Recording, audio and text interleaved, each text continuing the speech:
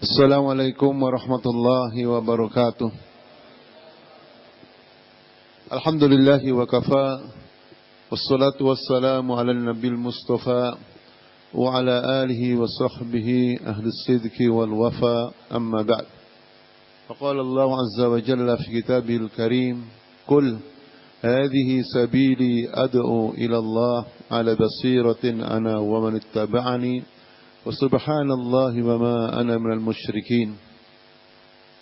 Ikhwatal iman, junudallah, hafizakumullah, saudara-saudaraku seiman, prajurit-prajurit Allah yang semoga dimuliakan oleh Allah Subhanahu wa taala. Adalah sebuah kenikmatan ketika kita selalu berjamaah. Karena dinul Islam adalah dinul jamaah. Agama Islam adalah agama berjamaah.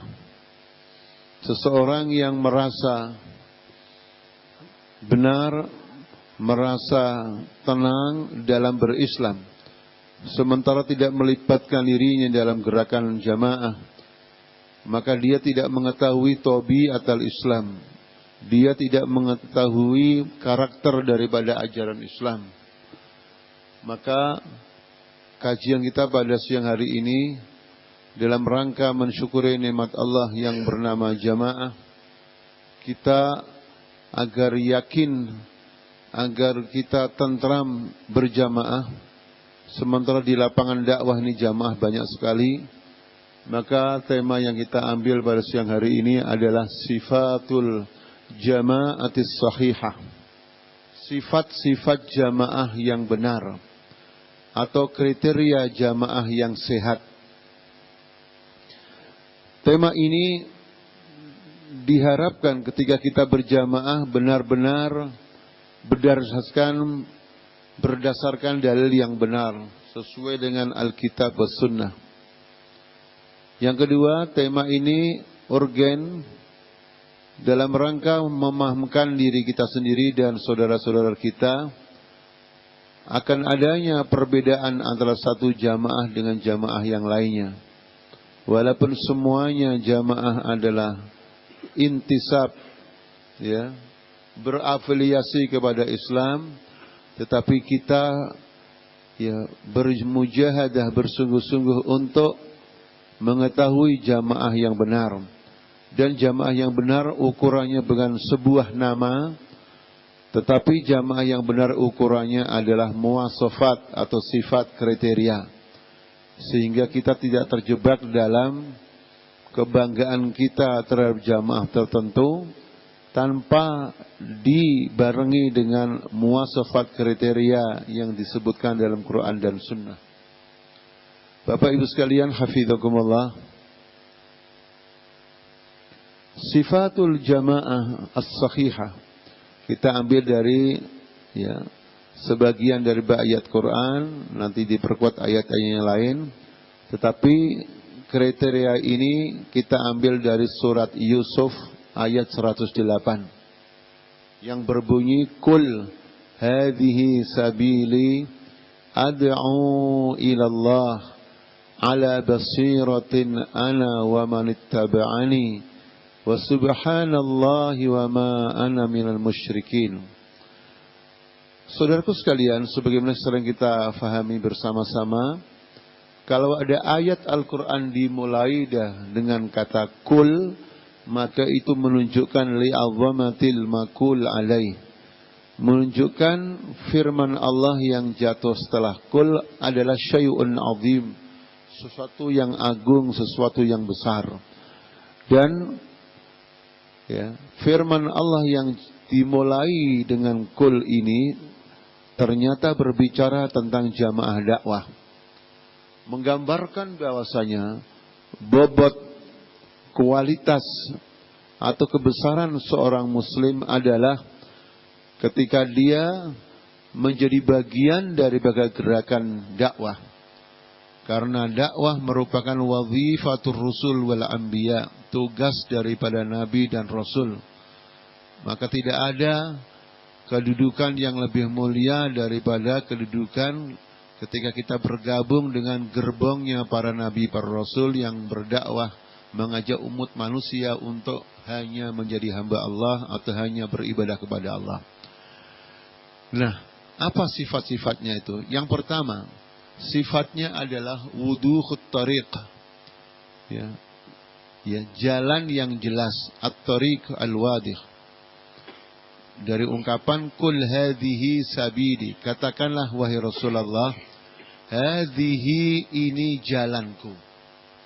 Jadi jalan seorang nabi, jalan pengikut nabi, jalan anggota sebuah jamaah nabi dan jamaahnya para pewaris nabi itu harus jelas.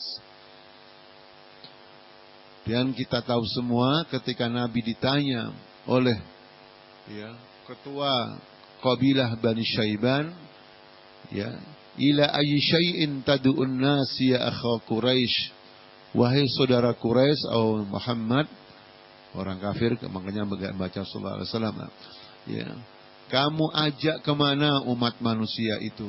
Maka beliau menjawab, ad'uhum ila ayyakulu la ilaha illallah wa anni rasulullah. Aku mengajak umat manusia untuk hanya beribadah kepada Allah. Tidak ada ilah yang wajib disembah kecuali Allah, dan saya adalah utusan Allah.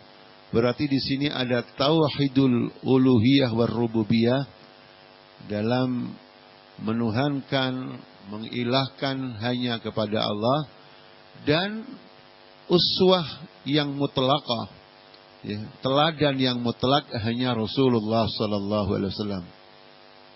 Artinya apa Bapak sekalian? Kita bisa saja kagum sama orang tua kita, kiai kita, ulama kita, pemimpin kita, tapi jangan sampai kita terjatuh dalam ghulu berlebihan. Karena yang maksum hanya Rasulullah SAW. Maka ketika nanti kita berjamaah dengan jamaah apapun, kita tidak akan fanatik.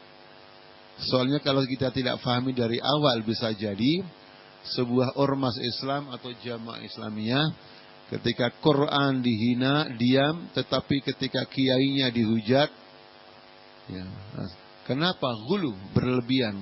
Kita semua menyintai kiai, ulama, tetapi sudah bertentu cinta kita kepada Rasul sallallahu alaihi wasallam lebih besar daripada yang lainnya.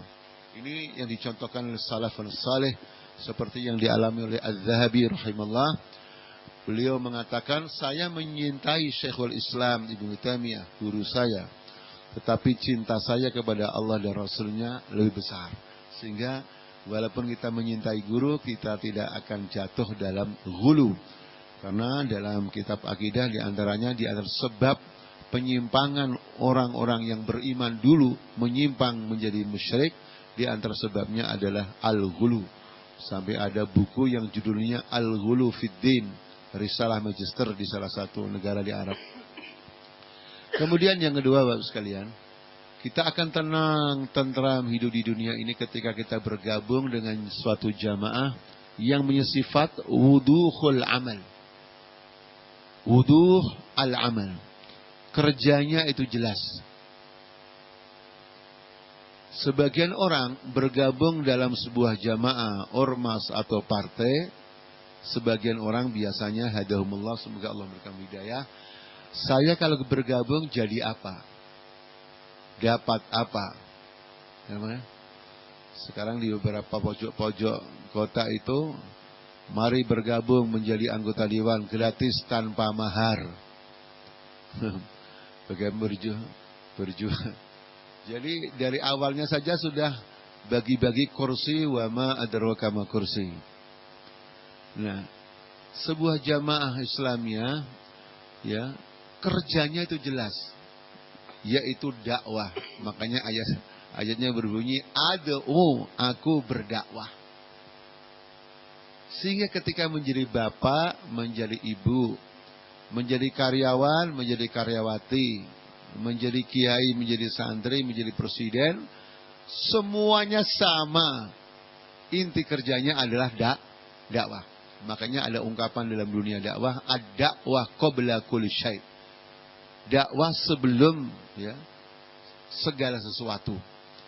Artinya kalau kita kerja di BI ini, sebelum kita memikirkan gaji kita berapa, ya, tunjangannya berapa, sebelum itu adalah apa ya?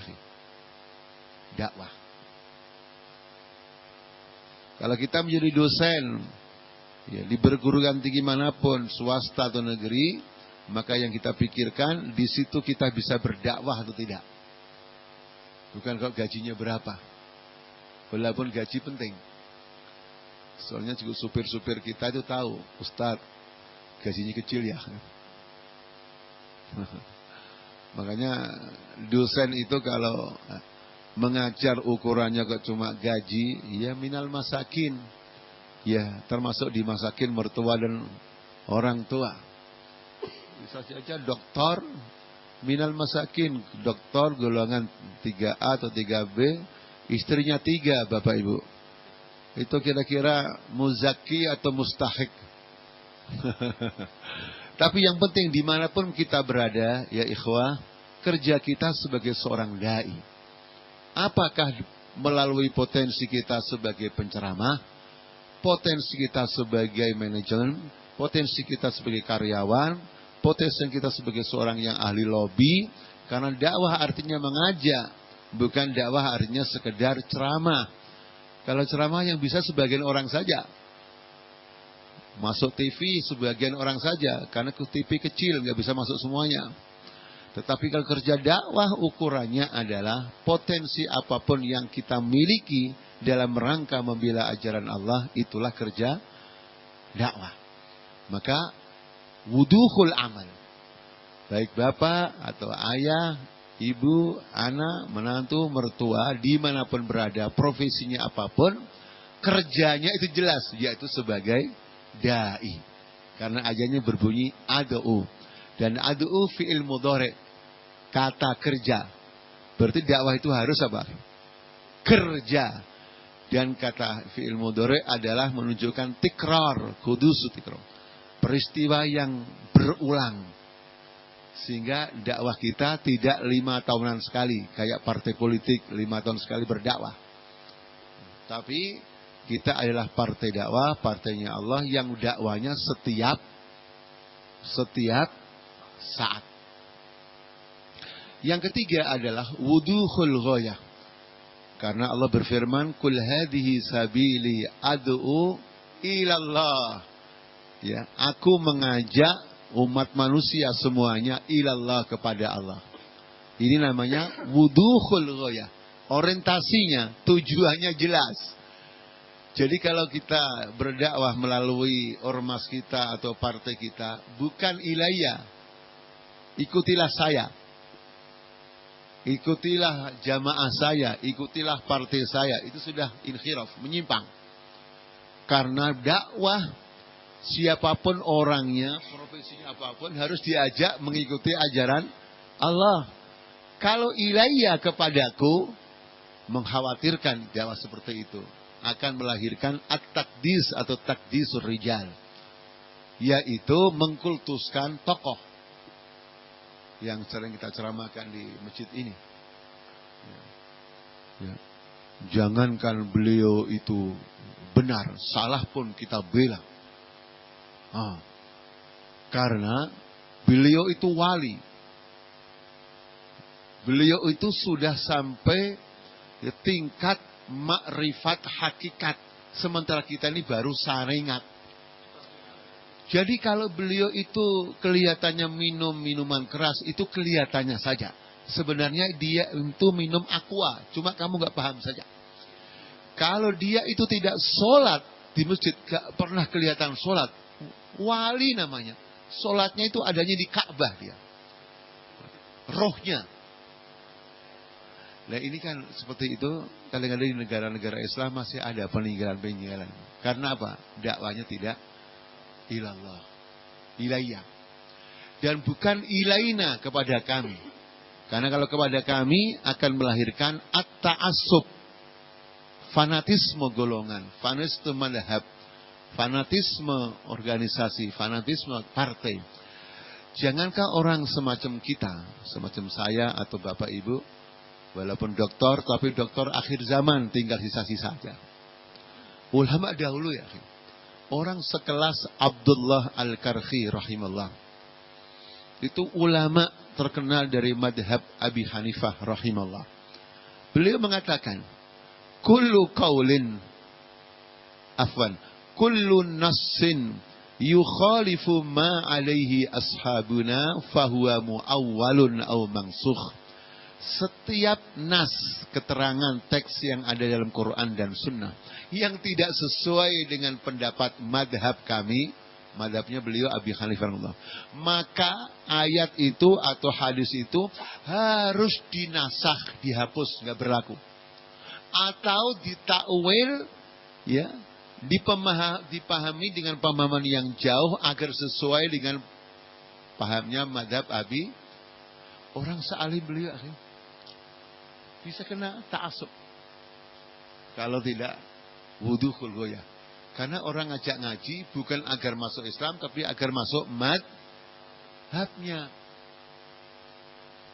Nah, ulama tafsir sekelas Sahibul Kasyaf, yaitu Al-Imam Az-Zamakhsyari rahimahullah. Beliau mengatakan, sebelum kitabnya direvisi oleh ulama, dulu waktu tulis tangan, di dalam mukadimahnya beliau menulis alhamdulillahilladzi khalaqal Qur'an. Segala puji bagi Allah yang telah menciptakan Al-Qur'an. Kenapa? Karena Zamakhsyari madhab akidahnya Mu'tazilah yang berpendapat Quran itu makhluk. Kalau Qadim katanya sama dengan Allah dong katanya. Padahal tidak ada satupun ayat yang mengatakan alhamdulillahilladzi khalaqa. Yang ada dalam Quran itu ya anzala, nazzala, gitu kan lagi. Inna anzalnahu fi lailatul qadar. Tabarakalladzi nazzalal furqan. Alif lam ra, kitabun anzalnahu. Enggak ada kitabun khalaqnahu. Artinya bertentangan dengan Quran itu sendiri. Padahal ulama besar, di mana ulama Sunni Ahlussunnah wal Jamaah ketika mengarang tafsir, rujukannya dalam Balaghatul Quran itu pada kitab ini Al-Kasyaf. Itu jatuh juga dalam ta'assub. Apalagi di zaman sekarang. Antum mesti ingat dulu di zaman Orde Baru, ya, salah satu partai kalau kampanye, ya, wala taqroba hadhihi syajarota fatakuna minadh dhalimin. Sederek sedoyo, jangan dekat-dekat pohon, nanti kamu termasuk orang-orang yang zalim. Maksudnya pohon apa, Pak? Kira-kira di Madinah aja nggak pohon keringin? Ini tafsir jalan lain. Kira-kira Golkar bisa balas nggak? Punya duit nggak nyewa ustad? Temu ayat 6 surat At-Tahrim. Ya ayyuhalladzina amanu qu anfusakum wa ahlikum nar. Hai orang-orang beriman, waspadalah dirimu dan keluarga kamu dari naro. Karena presiden partai namanya John Naro. Di zaman informasi terjadi lagi, akhi. Saya punya mahasiswa S2 katanya, Ustadz, kata guru saya, gubernur itu harus orang asli daerah. Oh, enggak benar itu, enggak ada orang harus asli. Benar, Ustaz. Guru kamu orang mana? Tamatan Mesir, S2. Ya, akhi, saya bilang Mesir itu ada keturunan Nabi Musa, tapi juga ada keturunan. Dalilnya, laqad ja'akum rasulun min anfusikum. Surat Al-Maidah, sudah, ya benar-benar telah datang seorang rasul, dan rasul pemimpin. Min anfusikum, dari diri kamu sendiri. Berarti pemimpin orang harus orang Betawi asli, orang Sunda asli, orang Jawa asli, Sumatera asli. Padahal kalau ditanya, Nabi Muhammad itu orang asli Madinah atau orang Mekah? Abu Bakar, Umar, Uthman, Ali orang asli Madinah atau orang mana? Jadi ini semua ya ikhwatal iman, ya jangan sampai kita termasuk manusia-manusia seperti itu. Kenapa? Ghoyahnya nggak jelas. Jadi wuduhul ghoyah. Jadi kalau tujuan awalnya kursi, walaupun awalnya anak itu santri, rajin ngapalin Quran, bahkan hafal ayat kursi, nanti sudah menjadi anggota dewan, lupa. ayatnya tinggal karena ghoyahnya tidak jelas. Yang keempat adalah wuduhul minhaj. Wuduh al-minhaj yang bulan kemarin atau minggu kemarin sudah kita sarankan. Metodologinya, sistemnya, ajarannya juga harus jelas. Jadi walaupun sumbernya jelas, Quran dan Sunnah, itu tidak menjadikan seseorang pasti benar. Kalau cara memahaminya tidak benar. Makanya harus ala basirah. Basirah, basor, melihat. Artinya apa? Ya. Kalau jamaah itu berdakwah, pimpinannya, anggotanya harus jelas minhajnya. Metodologinya harus jelas. Harus tajam penglihatannya. Tidak boleh ngarang-ngarang. Karena yang salah bukan Quran dan Sunnahnya. Yang salah adalah pemahamannya. Metodologinya, minhajnya. Maka harus ala basirah. Karena orang yang menyimpang pun dalilnya pakai Quran. Contoh tadi, wali katanya. Guru saya wali ustadz. Yaitu apa wali? Dia sudah sampai derajat yakin. Jadi kalau sholat tidak harus di masjid. Karena rohnya sudah ada di Ka'bah. Dari mana tahu? Iya Ustaz, karena dia sudah sampai derajat yakin. Dalilnya penutup surat Al-Hijr. Wa'bud rabbaka hatta ya'tiyakal yakin. Sembahlah Tuhan kamu sampai datang kepadamu yakin. Jadi kalau sudah yakin tidak usah. Nah, ini kan tafsir di jalan lain. Padahal al-yakinu fi hadhil ayati maknahu al-mautu awil ajal. Sehingga maknanya sembahlah Tuhan kamu sampai datang kepadamu ajal kematian. Menggambarkan bahwasanya selama kita hidup wajib beribadah. Jadi orang yang sakit tetap wajib sholat. Nggak kuat berdiri, duduk. Kan itu kan lagi. Nggak bisa duduk. Tidak ada cuti ibadah. Itu yang benar. Tapi difahami oleh ya kelompok-kelompok tertentu dengan pemahaman yang lain. Tidak basirah. Nah, atau dalam berpartai umumnya. Daripada dana yang seliweran itu diambil partai sekuler, maka kita ambil saja. Kalau yang partai sekuler itu tuh masuk kantong dia. Tapi kalau ke kita masuk kantong dakwah. Maka itu tetap tidak benar. Kenapa? Karena ada kaidah al-ghayah la tubarrirul wasilah.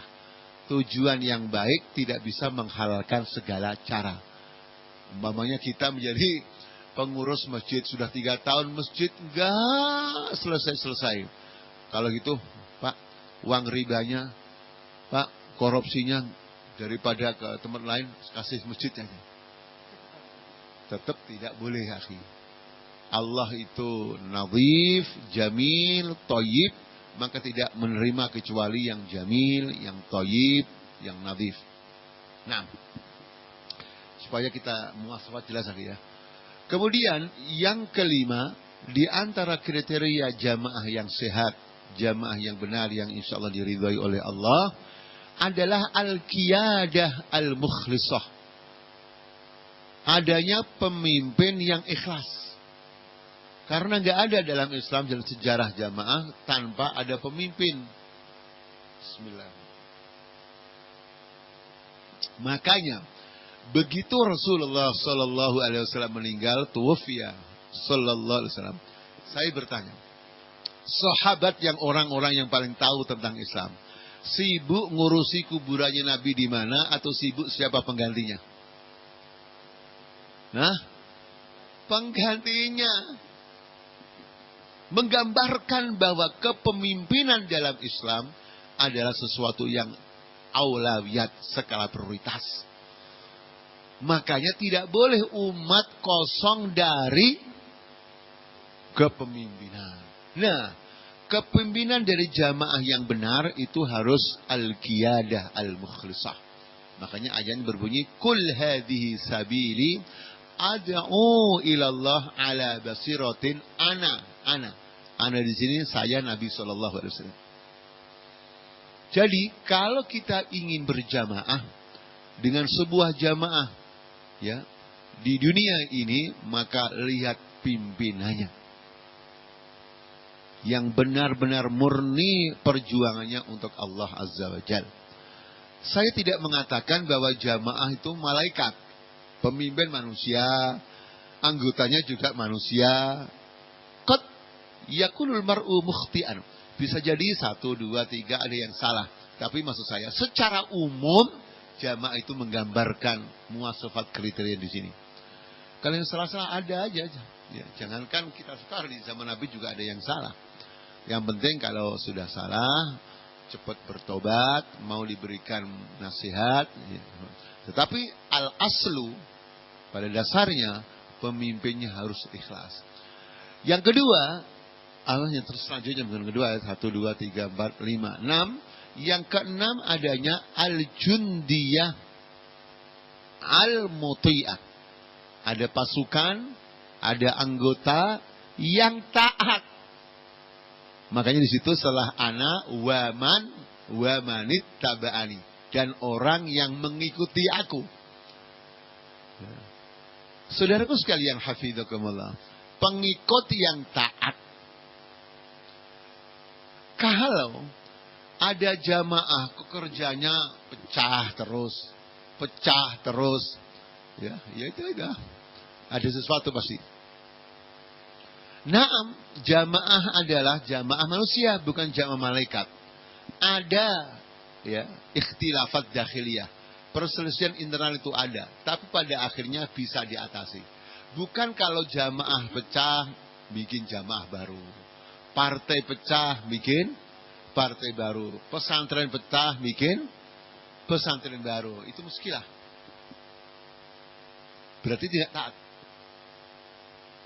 Dan untuk menggambarkan ketaatan anggota jamaah kepada pemimpinnya, itu sangat luar biasa.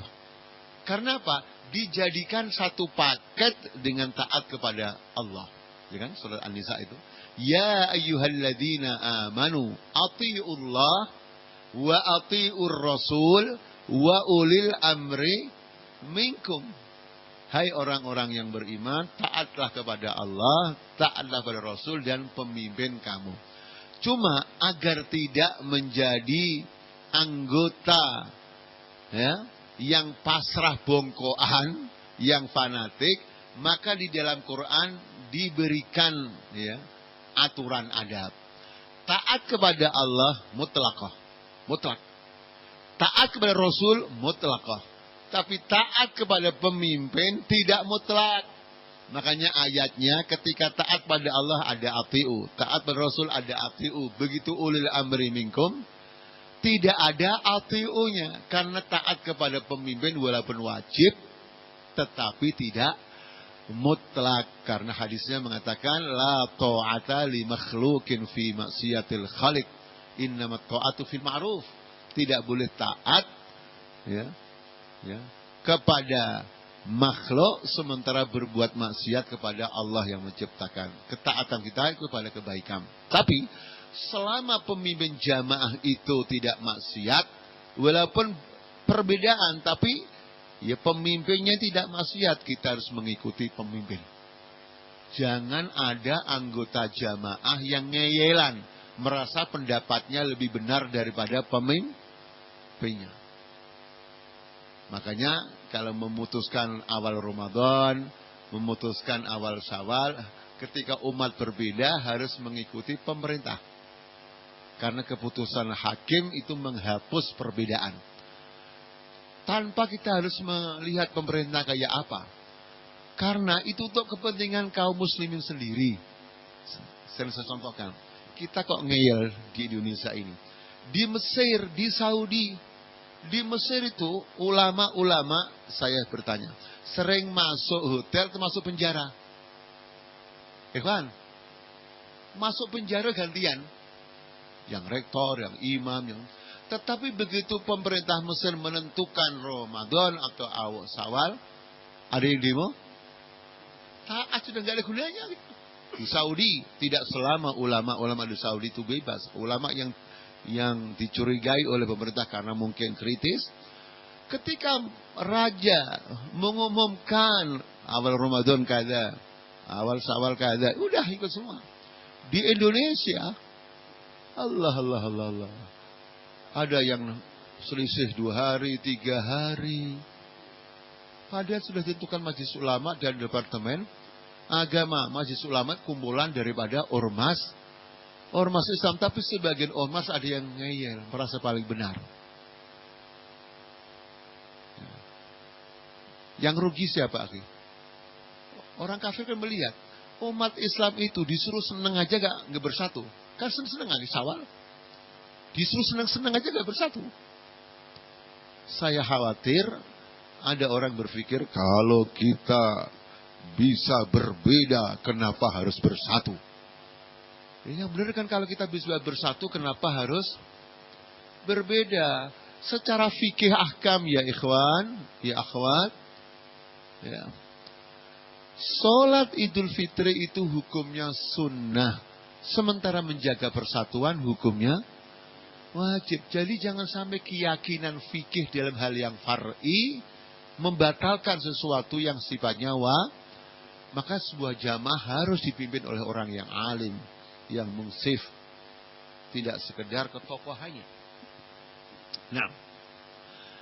Nah, interaksi antara qiyadah yang ikhlas dan pasukan dakwah yang taat ini akan memuluskan dalam atau memperbaiki dalam sihhatul amal al-jama'i.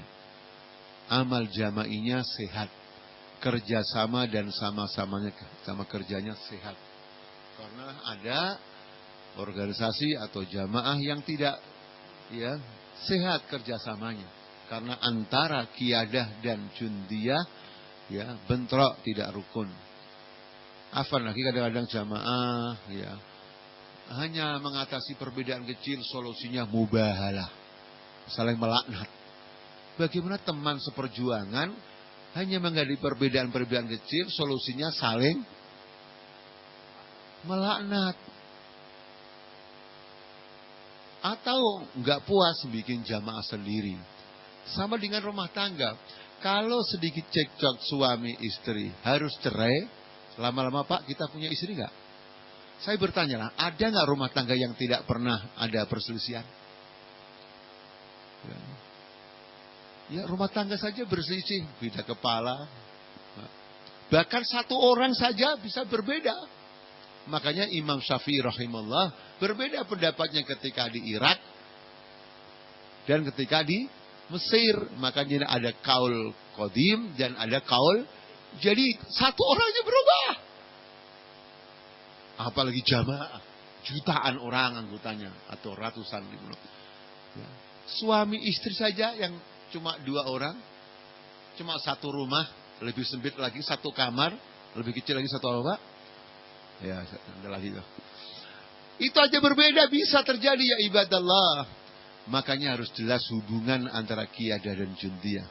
Jadi perbedaan adalah sebuah keniscayaan, tapi kita harus tahu mana perbedaan yang tanawwu, yang bersifat variatif, kita harus toleran. Mana perbedaan yang bersifat tabad, yang bertolak belakang, yang dimana kita harus komitmen untuk al-haq. Terakhir, al-khulusu minasyirki, yang bersih, murni dari syirik. Maka penutupnya ayat berbunyi, wa subhanallah wa ma ana minal musyrikin. Dan maha suci Allah, saya tidak termasuk orang-orang syirik. Makanya dalam Al-Quran juga disebutkan wa qatiluhum hatta la takuna fitnah dari surat Al-Anfal. Dan perangilah mereka sampai tidak terjadi fitnah. Ibnu Abbas radhiyallahu anhuma menafsirkan fitnah maknanya syirik. Jadi perjuangan kita sampai syirik ini tidak dominan di muka bumi ini. Jadi selama di dunia masih ada syirik, maka tidak akan berhenti dakwah kita. Hafizakumullah. Makanya dalam jamaah-jamaah manapun, insyaallah jamaah yang benar, Ya, di antara kinerjanya adalah ya muharabah, memerangi syirik dengan seluruh bentuknya. Dengan seluruh bentuknya, hafizakumullah. Ini saja barangkali ikhwan fillah. Tema ini bukan tema baru, tapi dalam rangka tajdid, memperbarui akhi ya. Karena kita tidak bisa bekerja sendirian, kita harus selalu berjamaah.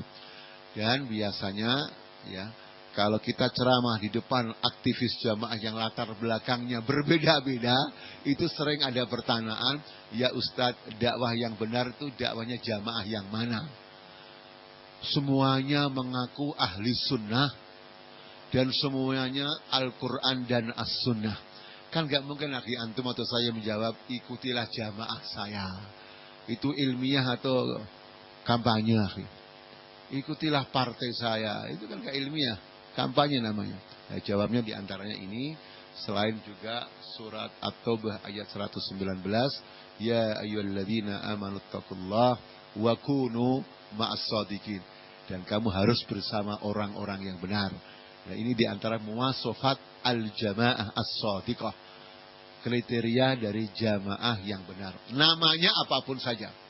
Namanya bisa kada wa kada wa kada. Maka di dunia Islam nama jamaah banyak sekali. Ada jamaatul islah, ya. Ada jamaatul ansar sunnah, ada jamaatul apa saja, ada tajdid, dan ada al-ikhwan, ada salafi, ada apapun namanya. Yang penting ini muwasafat, kriteria.